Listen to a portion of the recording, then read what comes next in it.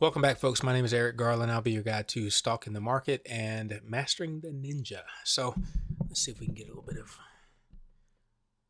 audio here. All right, we'll try to keep this short and sweet. Today we are talking about adding plots and series doubles. So we'll go over a few things. Hopefully you pick up a few things and I can drop the nuggets that I've learned along the way as well. This is part of this journey is again, you joining me on the journey, but then also you leveling up as well. Okay. So again, this is using NinjaScript editor. We will be programming in C#. If you're already familiar with any of this, then great. If not, or if NinjaTrader is new to you, then you can always, excuse me, you can always sign up for NinjaTrader using the affiliate link that I have in the comments, and or go to my website, stalkingeaglesystems.com, and you have plenty of information there about NinjaTrader, as well as any of the indicators that I have available. Okay, and pardon my voice if you don't mind. All right, so what we're going to do first is we're going to add a plot. We're going to actually add two plots. We'll add this in the on state change section. You have the set defaults or the configure. We don't need the configure. We're going to add this to the when we are setting up the defaults. So this add plot function, we will use brushes.blue, and we'll just call it plot 1. And then we will have another one that will be add plot brushes dot let's go black, make it plot 2. Okay, and for each of these plots, we actually, this is just rendering the plot. We actually need a variable to assign the plot from. So that's where our series values come in. So we're gonna, down here, we're gonna have a properties section. We're gonna start off with region. We'll call it properties. And then we will end it in region like so.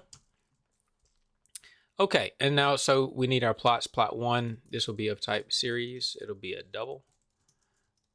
And then we will call it plot 1. And then we'll have a series double plot 2. Put these one after the other. They actually don't end there because we need to do a little bit more to the declaration of them. So we need to put that if we're going to use the get function from them or property, that we will return for plot 1, it'll be values of 0, 0th index of the plot collection, and plot 2 will be the first index, which will be the second plot. Okay, and then also, so we'll go ahead and hit verify there or compile, and then we'll come over here and compile, and then I'll show you what you get. Series double, input series, let's see, oh, we had errors. Okay, so, so within this return is actually an expression. So we do need a semicolon after that. Good, we got the nice, lovely sound. We'll refresh there, come over and check the properties for the indicators. You see we have our two plots there. Okay, now, next thing that we'll do is we will plot something. So we'll say if low, and remember the syntax for C# is if open close parentheses and then open close squiggly brackets. So that's it. If, put your condition in here, or your expression to be evaluated, and then in here you put your block of code to be expressed, if you will. Okay, so if the low of the current bar is less than the 9-period moving average, which we will be simple moving average of the close of 9 of this current bar, then plot 1 is equal to low of 1, or the current bar. So we'll verify that. Now this plot here, because we're using the plot here, now that variable is a series variable. So we need to grab the double at whatever index, like so. All right, no issues.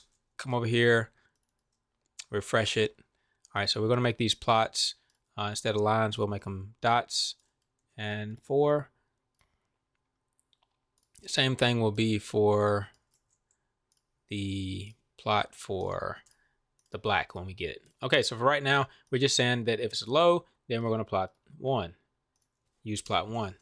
Else, we could plot 2 of current bar is equal to low of current bar.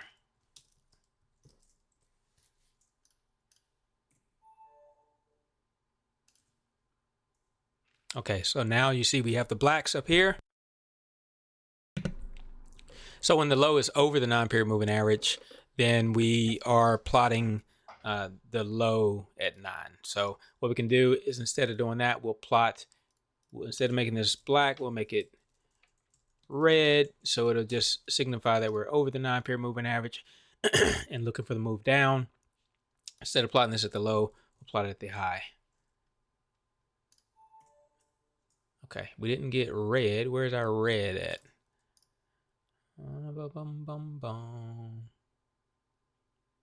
That plot. Let's see here. You know what? It looks like it kept the same color.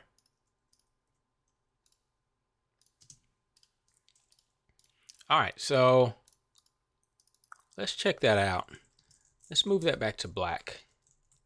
Again, some things I'll learn on the fly, and you're not going to learn any of this stuff unless you do it over and over and you spend time programming and you spend time working with it. So that's just something I learned just now, is if you already have a plot applied to the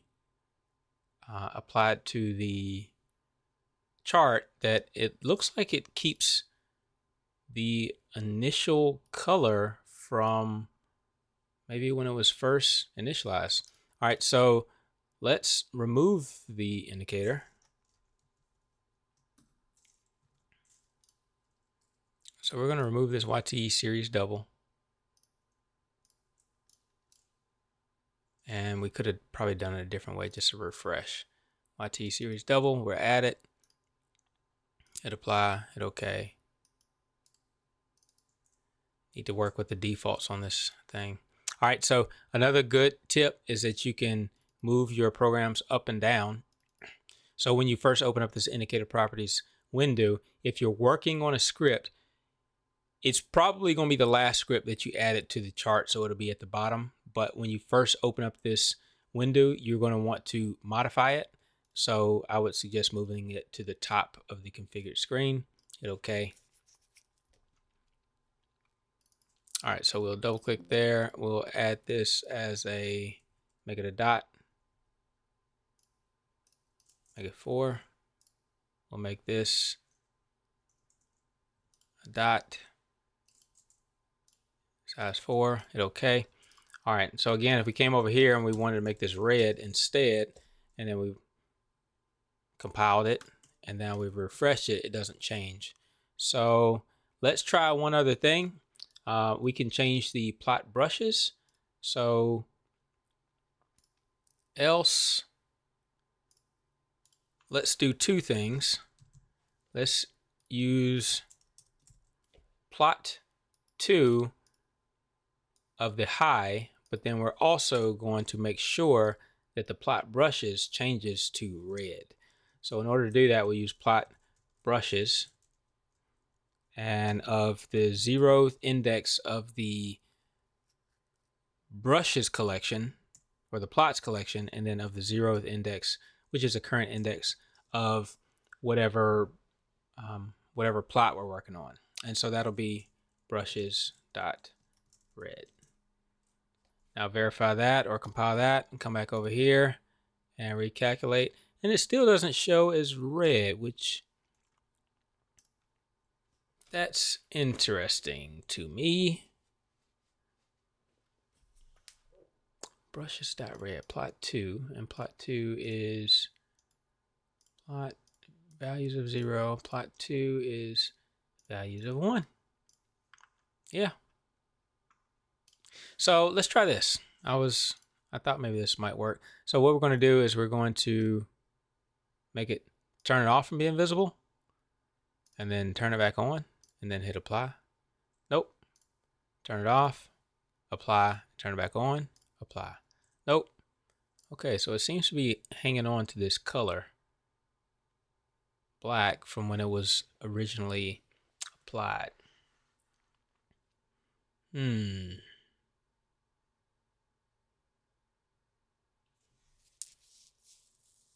Let me think about this 2 seconds.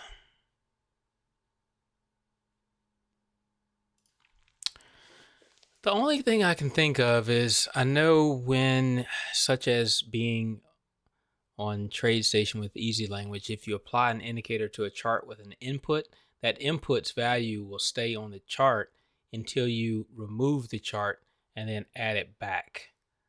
So even if you compile and then refresh it, it still doesn't change these values really. The only way it really changes them is if you remove the indicator and then add it back. But that's fine, and I'm okay with that being the case. But what I'm not okay with is here I told it explicitly to change the color of the...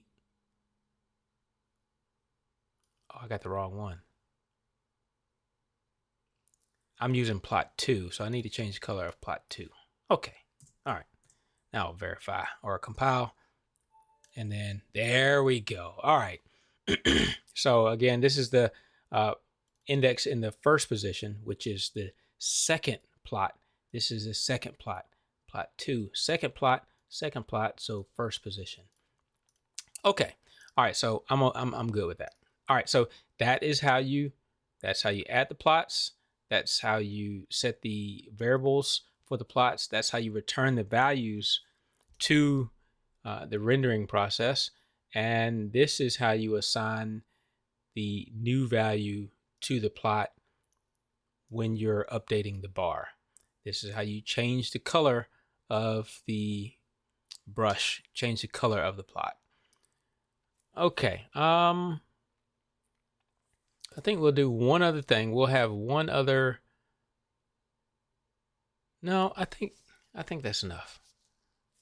So one other thing that I did kind of run into is that you can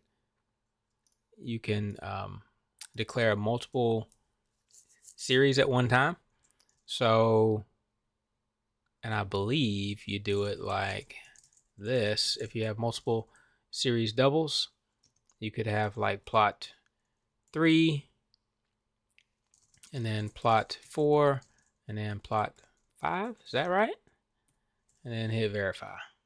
Yeah, so you can so instead of doing well, here we had to explicitly say this is going to return 0, this is going to return 1. But if you just needed to declare and you really didn't have to do anything special here, you just need these values as a list or something like that, then you could do the initial declaration like this with commas, or integer would be bar low, bar high, bar midpoint. Okay, and then all those will be integers instead of having it go bar low, bar high, bar midpoint, instead of having to do it separate like that. So just trying to save you some time to allow you to focus on finding your edge. But as always, folks, code confident, trade calm. I'm Eric. I'm out. Peace.